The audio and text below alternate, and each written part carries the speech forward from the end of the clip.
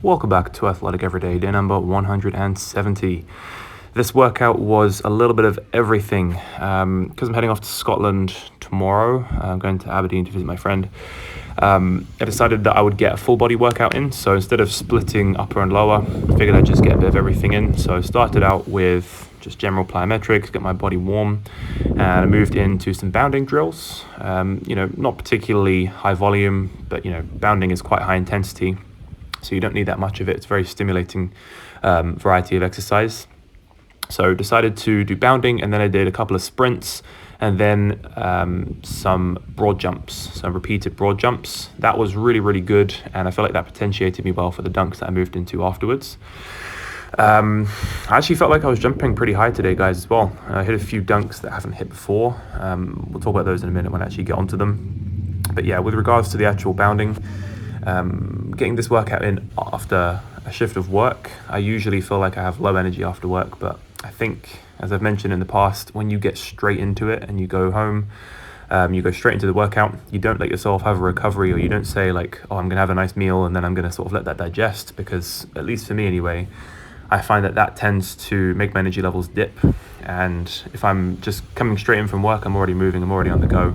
It's nice to have just no sort of intermediary period, maybe like a few minutes to sit down or something, but definitely not an extended period of time. If it's more than half an hour between when I get home and when I start the workout, I know for a fact that I'm going to have no energy, or I'm just going to keep putting it off. But with regards to the bounding, I actually find it easier to get this kind of butt kicking motion when I do single-legged bounds, as opposed to doing double-legged bounds, like alternating legs.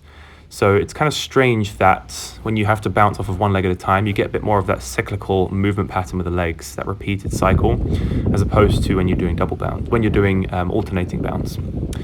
Then the broad jumps, repeated broad jumps, haven't done these in a little while, but I feel like they potentiated me really, really well for this jump session. This jump session was entirely on 9'6", but I feel like towards the end of the session, I definitely started jumping a lot higher. And these 9'6" dunks are getting really, really consistent. Even on my weakest plants, I know that there's a good chance that I'm going to make the dunk very, very consistently, and even flush it without even touching the sides of the rim, just being able to push the ball straight in because I'm getting that high above the rim now.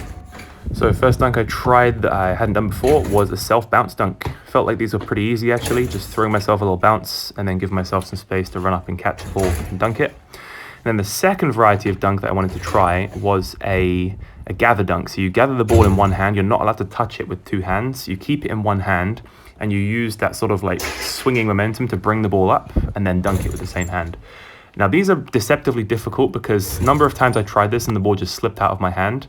It actually makes sense to not try and grip the ball too hard. In that dunk there attempt, I tried to grip it too hard, and then it slipped out of my hand. You actually have to use the momentum of the ball, swing your hand underneath and then swing it on top to get your ball. And that was it. I got it a few times, both plants as well, which I was really, really happy about. I got it right, left, and left, right. So you can see here, sort of swing the ball down and then back up to sort of give the ball some momentum, put it in my hand, and then do it as well. Got it with my left hand as well, which I was super pleased about.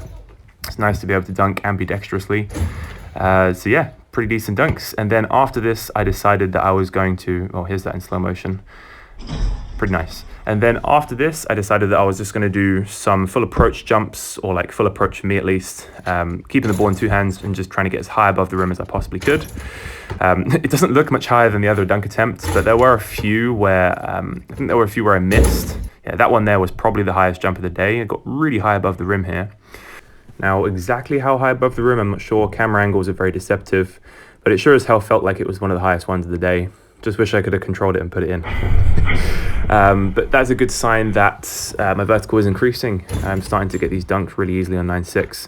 When I can get my head at 9'6", then I'll know I've definitely improved, but I'm quite a way off of that. But on a lot of these attempts, you're seeing that my head is like sort of maybe a third of the way up the net, so that's a good sign that I am increasing on my vertical jump. Just need to give it a week or two before I actually retest it using my homemade Vertec. I think my best touch of all time is 10.7, so if I can get anything above 10.7, then that will definitely be a good indicator of some progress. Then some athletic tape finally arrived, and I used that to wrap up my bar, and I must say it's a lot better than masking tape because it doesn't rip off when you sort of use the false grip. There's a lot of torque in the palm of your hand as you try and maintain a false grip, and that generally can tend to sort of rip off the tape. But athletic tape, that's designed to stretch and to to compress and fold underneath tension. So yeah, there's a subscriber in the comments or a guy who mentioned to add athletic tape to the bar. Shout out to that guy. Really appreciate it, because it is really good advice. It really helps with force grip on the bar, improves grip. And it makes muscle ups a whole bunch easier. Like, look how easy these muscle ups are looking like now. That one especially, felt like I just pulled myself. It didn't even feel like there was much of a push there. I just got straight up and over. These muscle ups now with a force grip, didn't even have to chalk my hands for these couple sets. They're just feeling a lot easier, a lot smoother. And I think this is the next step in my progress of muscle ups, just doing them on this bar. I mean, I think doing them on a thick bar, like this kind of thickness of bar, is actually a bit harder than if I was doing it on maybe like a standard pull-up bar that's sort of like maybe an inch thick. I'd say this bar is currently, I'd say it's about 1.75 inches, maybe an inch, or maybe even 2 inches thick. I'm not 100% certain actually. It's scaffolding rebar, so yeah, it's stainless steel scaffolding bars. So I would say that it's about 2 inches thick, maybe slightly less.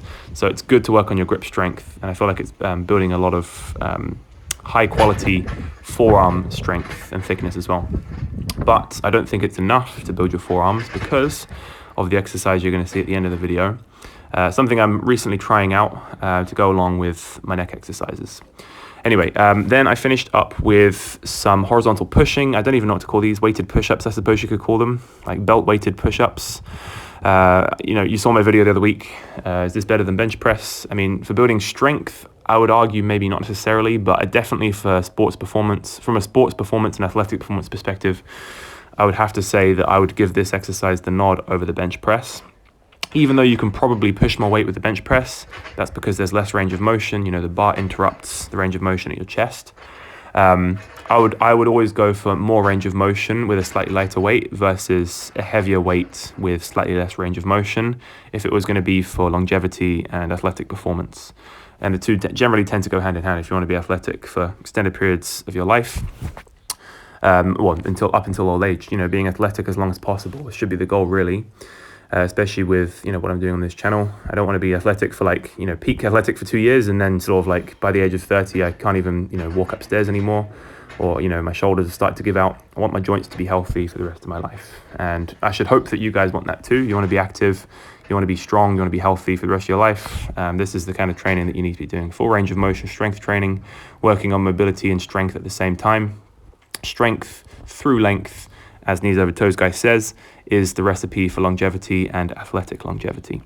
Worked up to a top set of 35 kilos for the weighted push-ups, and I worked up to a top set of 30 kilos on the pull-ups, although the top set for the extra wide grip pull-ups was 20 kilos. Then I narrowed it up so it was a bit more specific to my muscle up grip, and then worked up to a set of 30. I think the first set I did 5, and then the second set I did 6. I must say, pulling on a thicker bar without false grip, I don't know if it will be easier to pull with false grip to do pull-ups. I'm not sure if you should do pull-ups with false grip, because I guess that would also be equally specific to muscle-ups. But I find it more difficult to do pull-ups on this bar especially. So potentially it could be a situation where I practice pull-ups on a thinner bar but muscle-ups on a thicker bar, or, you know, just practice on a whole variety of different bars and see, you know, if the movement pattern changes all that much. So here is that top set of 35 kilos on the bench. I keep wanting to call it bench press. It's not bench press. On my weighted push-ups, I think I did 6 reps here. I was trying to just do as many reps as I could. And this is how difficult the reps need to look. I probably had another one in the tank there. But that's how difficult the reps need to look if you're looking to build muscle, if you're looking to build strength. You need to be able to grind out reps with good form in order to be able to get that high stimulus on the muscle to trigger it to grow. You can't build muscle if you don't push the muscle. Not to failure every single set, you know, that's kind of stupid trying to just push to failure every single time. But the last few reps in the set do have to be stimulating. Otherwise, you're going to be giving that muscle the signal, but it's just not going to be wanting to grow. It's not going to be listening in order to adapt and change in response to that stimulus. The stimulus has to be potent enough in order for that muscle to be able to be like, oh shit, we need to adapt to this, because if we don't, then, you know, our organism is not going to survive. So this is why I quite like AMRAP at the end of a workout. So I'm a big fan of minimum effective dose. So you don't need to do many sets, but the sets that you do, you need to make sure that these last few reps are always like this, or you're getting close to failure on these last reps so that you are triggering that muscle growth. And then finally, I did decide to splash out and get myself a neck trainer, all of about, I think this was 16 quid. I don't know why I have waited until now to get it, but oh my God, the neck pump from this was absolutely insane. I don't have to worry about it falling off my head every time I do a rep. And then, supersetting that with neck flexion, neck extension, combination of those exercises progressively overloaded over time with a little bit of extra weight every week or a few more reps every week. More than enough to build a thicker and more aesthetic looking neck. Nobody wants a pencil neck sitting on top of a nice big muscular torso and shoulders. So that was pretty much it for the workout outside. And then I finished up with some rice bucket forearm and hand training. This looks like the most unconventional form of training you could possibly do. Just a bucket of rice and then you're sort of like smushing your hands through it.